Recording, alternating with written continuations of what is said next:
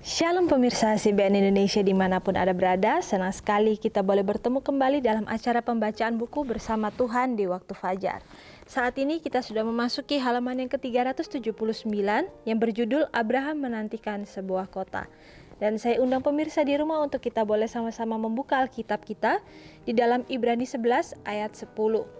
Sebab ia menanti-nantikan kota yang mempunyai dasar yang direncanakan dan dibangun oleh Tuhan.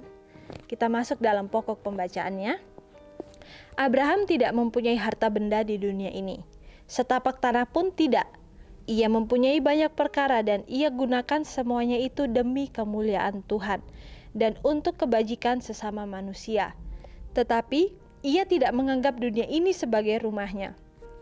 Tuhan telah memanggil dia untuk meninggalkan bangsanya yang menyembah berhala dengan janji akan memberikan kepadanya tanah Kanaan sebagai harta miliknya untuk selama-lamanya. Namun demikian, baik ia ataupun anak-anaknya ataupun cucunya tidak memperolehnya. Jadi bagaimana di sini begitu indah firman Tuhan mengatakan kepada kita bahwa Abraham tidak mempunyai harta benda di dunia ini. Bukan berarti memang Abraham sama sekali tidak mempunyai harta benda untuk dirinya sendiri.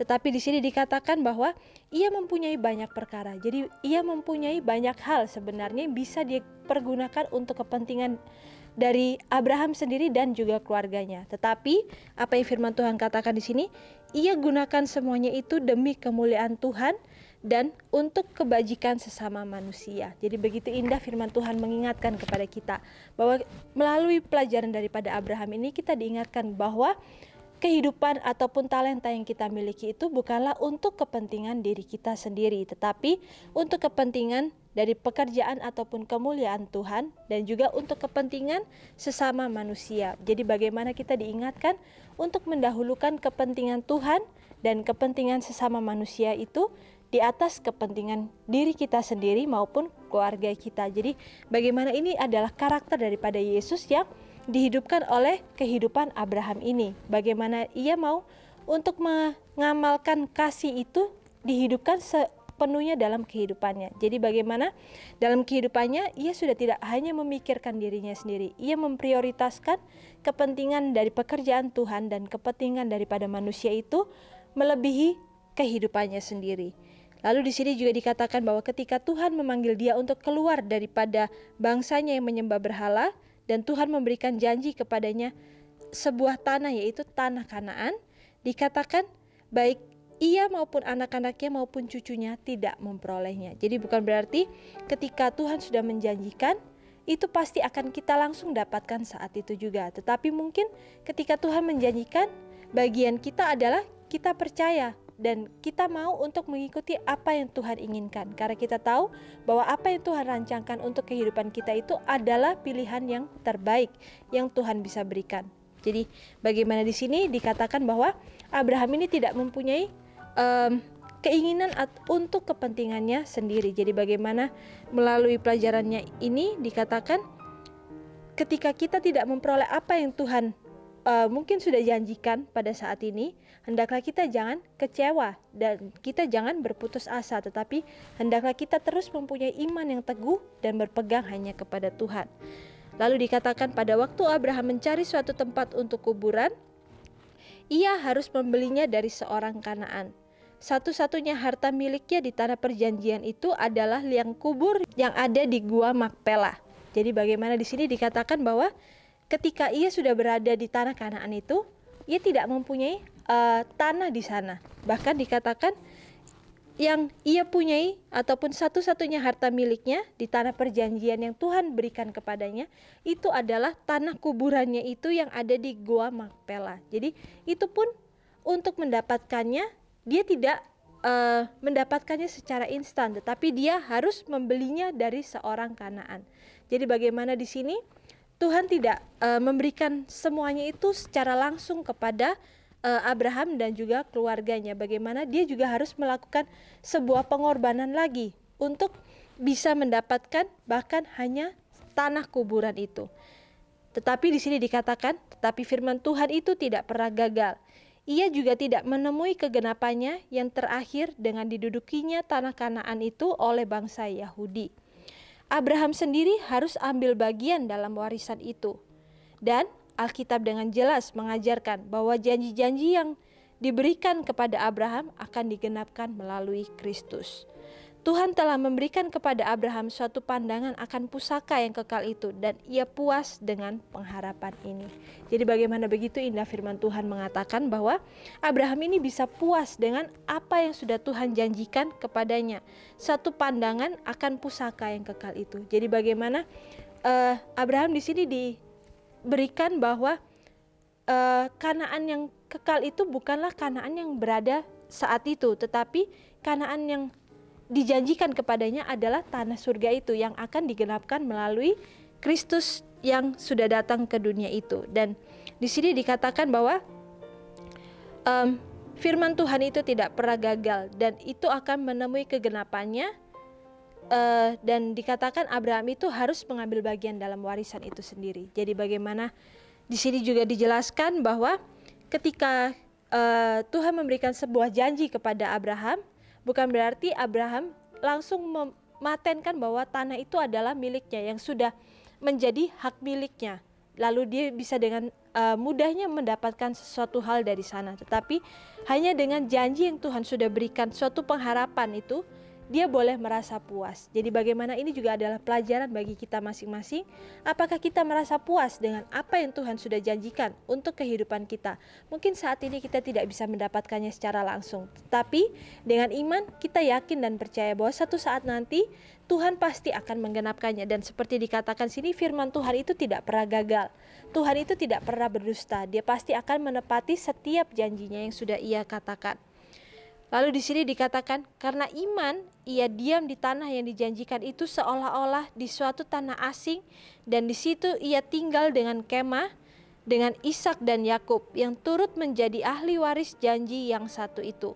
Sebab ia menanti-nantikan kota yang mempunyai dasar yang direncanakan dan dibangun oleh Tuhan. Jadi bagaimana di sini melalui iman dikatakan Abraham tetap tinggal di sana dengan anak dan cucunya, yaitu Ishak dan Yakub, karena mereka juga dikatakan adalah ahli waris daripada tempat yang dibangun dan direncanakan oleh Tuhan itu sendiri. Jadi bagaimana ini juga adalah suatu pegangan yang diimani oleh Abraham itu sendiri. Lalu di sini dikatakan tentang keturunan Abraham tertulis sebagai berikut. Dalam iman mereka semua ini telah mati sebagai orang-orang yang tidak memperoleh apa yang dijanjikannya itu, tetapi yang hanya dari jauh melihatnya dan melambai-lambai kepadanya, dan yang mengakui bahwa mereka adalah orang asing dan pendatang di bumi ini. Kita harus hidup sebagai pengembara dan orang asing di dunia ini jikalau kita ingin memperoleh tanah air yang lebih baik, yaitu satu tanah air surgawi. Tertulis dalam buku Alfa dan Omega, jilid 1 halaman 192 dan 193. Jadi bagaimana di sini dikatakan bahwa hingga akhir hayat daripada Abraham ini, ia bahkan tidak mempunyai rumah di Kanaan. Bahkan ia pun tinggal di kemah. Dan di sini juga dikatakan bahwa